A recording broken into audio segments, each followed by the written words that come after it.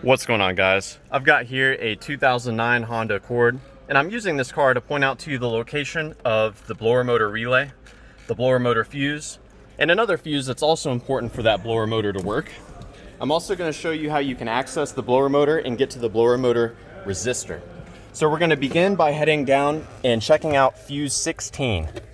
So fuse 16 is down here, and it's a very important fuse because power from this fuse is used to turn on the blower motor relay. And the blower motor relay is ultimately what sends power to the blower motor. So we're going to pull out fuse 16. As you can see, this is what a good fuse looks like.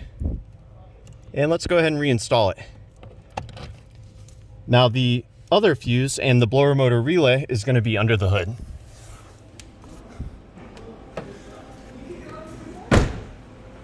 So over here on the driver's side, we're going to open up this fuse box cover by pushing in on the tab here and lifting up.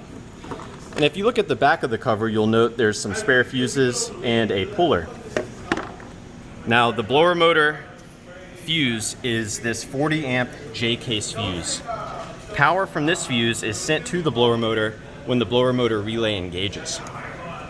And you can just pull it out just by wiggling while you pull upward with some pliers. Now the blower motor relay is here. It gets turned on by the fuse I showed you inside the car, and when the relay is engaged, it sends power to the blower motor from that J-case fuse. Now my favorite way to troubleshoot this relay is I'll come in here and I'll tap on it. Sometimes relays can get stuck, and by tapping or wiggling the relay, you can make it start working again. Further troubleshooting beyond that, we can actually remove the blower motor relay, set it aside, and we can swap in this other relay here, which is for the rear defrost. If after we swap this relay, my blower motor starts to work, then I know my original relay here is probably no good.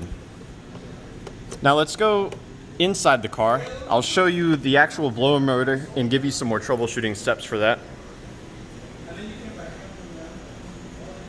So we're going to enter on the passenger side here, move down to the floorboard. So here is the actual blower motor itself.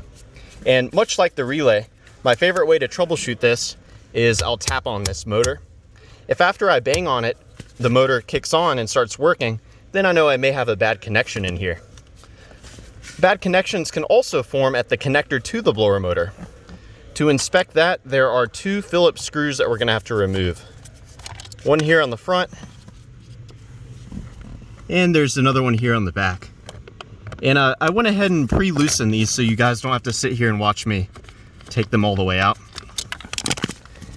With that piece down, we can see the connector. Bad connections form there. And so what I really like to do is grab the connector and wiggle it around, see if it starts kicking on. I'll also disconnect this. You just push on that little tab here and pull the connector down. And I often inspect the pins at the blower motor connector as well. A lot of times corrosion will form here, and that can cause a perfectly good blower motor to not work. Now this white wire carries power from that blower motor relay, and it receives power whenever the car is on. The green wire is actually what controls when the blower motor comes on and the speed. That green wire carries a ground signal from our blower motor resistor, which is right here. So you can also check to see if your blower motor is not working and you have ground at the green wire and power at the white wire, then your blower motor itself is probably no good. So yeah, I hope this information was helpful and a good starting point in troubleshooting the blower motor on your Accord. Please let me know if you have any questions or, more importantly, any advice. Thanks for watching.